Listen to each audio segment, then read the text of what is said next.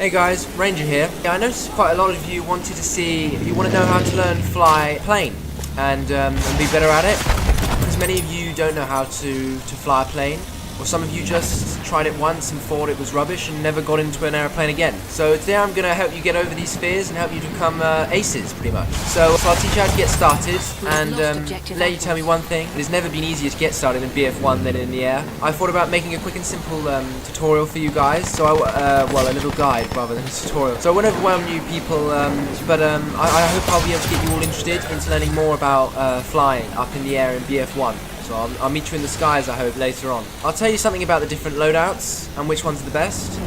After that, I'll teach you how to dogfight and how to use the environment to your advantage. So today we're going to be talking about the fighter plane. Fighter plane is comparable to the stealth jet in BF4, for those of you who have played BF4. It's fast, it's agile, and in the hands of a good pilot, it will rip you apart without you even seeing it coming. I've experienced that myself a couple of times. Not a nice thing, the stealth jet on your tail. So the fighter jet is almost exclusively used in air-to-air combat, as its weapons don't really allow for any air-to-ground combat. It's not really worth it, because when you do it, you're going to get hit by flak or some random machine gun. So we'll start with the question: how to fly a fighter. The fighter is a solo airplane and is best used when flying up to a high altitude and then swooping down and taking out enemy planes quick and easy from the rear. And so we're going to see how to take out planes, obviously, in the dogfight section later on. For my kit for the fighter plane, personally, I use the default MG, which you can't change, the standard machine gun. It's nice. We are losing objective Duff. Rips up the enemy plane. And the bomber killer package loadout gives you the obviously standard machine gun, which shreds enemy airplanes apart. It also gives you 6 dumbfire rockets, which means no lock-on, unfortunately, which can easily disable and kill bombers if you hit right and complete. I mean, you have to hit every single missile, otherwise it won't disable the bombers. Unfortunately, that's why I boosted up there, I think. So this loadout gives out the highest damage per second than all the others. The dogfighter pack, I would say, is unnecessary, as you already have a pretty strong MG in the trench fighter pack with this anti-infantry type bomb. It's pretty useless, because you can't really kill an enemy in one run. It's really hard.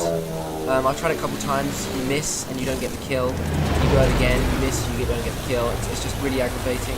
Admittedly, it's satisfying when you get the kill, but it's long and harder than killing other planes with the missiles like I do.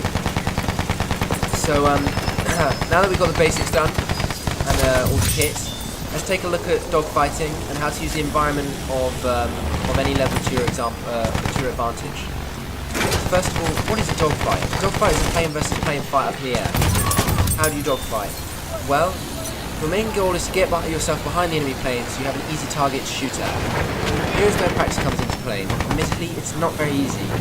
To get yourself behind an enemy plane, you have to fly loops. Personally, I use horizontal loops. But not just some loops, your loops have to be tighter than the enemy's.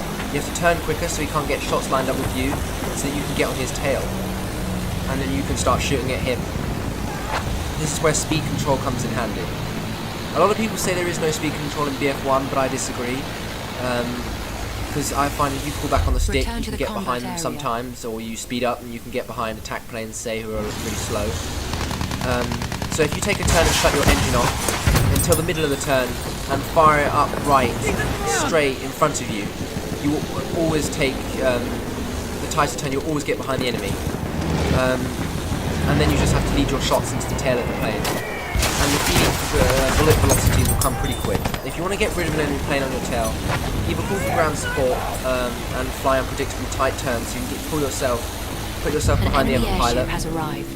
Generally, I say if you're using the fighter plane, the fighter planes will get behind you because you're so fast. We have taken objective. Also, if you want to learn how to dogfight, begin with the fighter plane. It'll win it almost against every other plane with ease except for a fighter, obviously. So use your environment.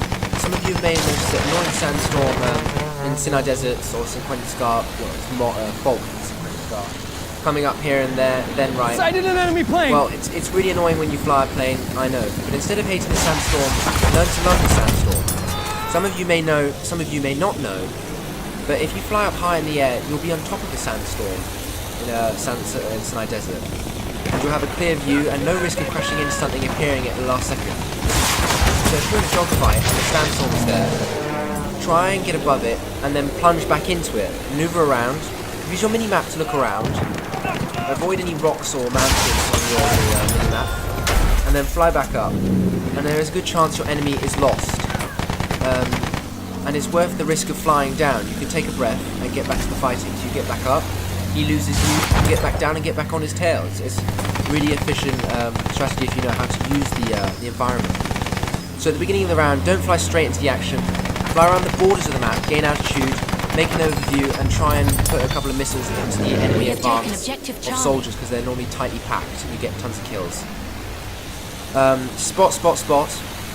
That's one of my mottos. You don't have an air radar in BF1. Spot people to get spot enemy planes to get the edge on them. Make priorities on what to attack. Enemy airplanes, enemy AA, enemy tanks, or infantry. I wouldn't suggest tanks. It normally does. But infantry, airplanes, and AA, you know, they're pretty good. Thirdly, practice a lot. I mean, you're going to need to practice a lot to be good. So you don't. It's not easy. I know experienced pilots will know everything, but I hope I motivated some people to give planes a try and have fun doing so. If you feel you could have some tips, feel free to leave a comment in the comment section below. I really appreciate it. So yeah, guys, I hope I inspired you to take a chance at the fighter plane. And I hope I'll see you in the air. Ranger, over and out.